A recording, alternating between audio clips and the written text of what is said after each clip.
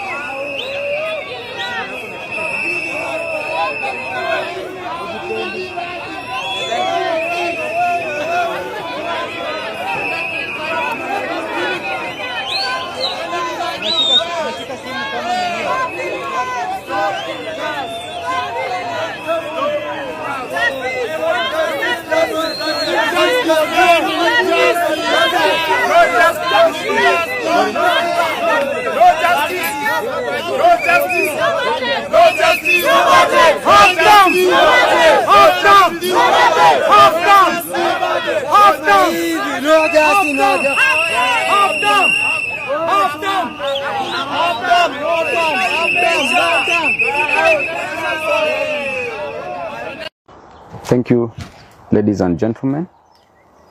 I'm Babu Owino, Member of Parliament for Embakasi East constituency.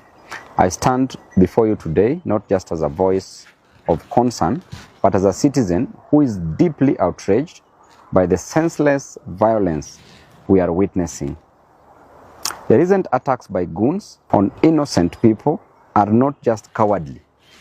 They are a direct assault on the values we hold dear as a society. The value of peace, value of dignity, and justice. Let me be clear today with what is happening in Nairobi at the CBD. There is no place for violence in a civilized society. No ideology, no agenda, no grievance justifies raising a hand against another human being. These goons, these thugs are not heroes. They are criminals and they must be treated as such. We cannot and will not remain silent when our fellow citizens are beaten, harassed, and intimidated. Silence in the face of such brutality is complicity. It is our moral duty to speak up, to demand accountability, and to ensure that those responsible are brought to book. I also take this opportunity to condemn the senseless killing of one innocent protester at the CBD today by a police officer. An officer whose responsibility is to protect lives and to protect property. But instead, these officers resorted into taking lives. I want to condemn this with the contempt it deserves. And I want to warn this officer having known very well what is happening in this country, that his own boss is going to be charged for murder, how can you move further to kill an innocent protester whose only mistake is to go on the street to protest against the death of one of their own, the death of one Albert Ojwang, who was senselessly killed too in the hands of the police officers. Such police officers are criminals. Such police officers must be condemned. Such police officers must take plea, must be charged with murder. And we are waiting, we are seeing your actions, and at the right time, we will also act. To the governor of Nairobi, Johnson Sakaja, your actions today do not make you strong. Hurting others does not give you power. It reveals your weakness. It reveals your fear. It reveals your utter lack of respect for the rule of law. And we will not allow fear to win. I want to tell you clearly that you've hurt so many people, but the goons that you've hired today at the CBD to hurt people during demonstrations, and we will not take it lightly. To the victims and families, you are not alone.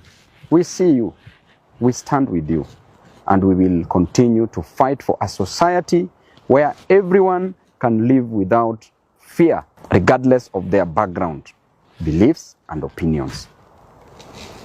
Let us send a message loud and clear that we will not be bullied, we will not be silenced, and we will never stop fighting for justice. We will never stop fighting for peace and for the right of every individual in this county and in this country. What the governor has done is completely unacceptable. I condemn it strongly, and I believe that he can do better. When he was campaigning, he used to say that siasa bila chuki, siasa bila vita. But now, what are we seeing in Nairobi? A disorganized county, a county that should be organized instead of being antagonized by the governor with the help of the government. We want to warn the goons that you need to stay at home. When people are peacefully demonstrating against the death of one Albert Ojwang that was so gruesome, a death that every Kenyan condemned, you come and you start dancing on the grave of the dead by trying to intimidate fellow Nairobians, fellow Kenyans who are fighting for justice. I want to say that you are criminals and you must be dealt with accordingly. And therefore, Nairobians, do not fear. We are with you. We will stand by your side. We will fight by your side. As Babu Owino, I will always be by the side of the people. God bless you and thank you all.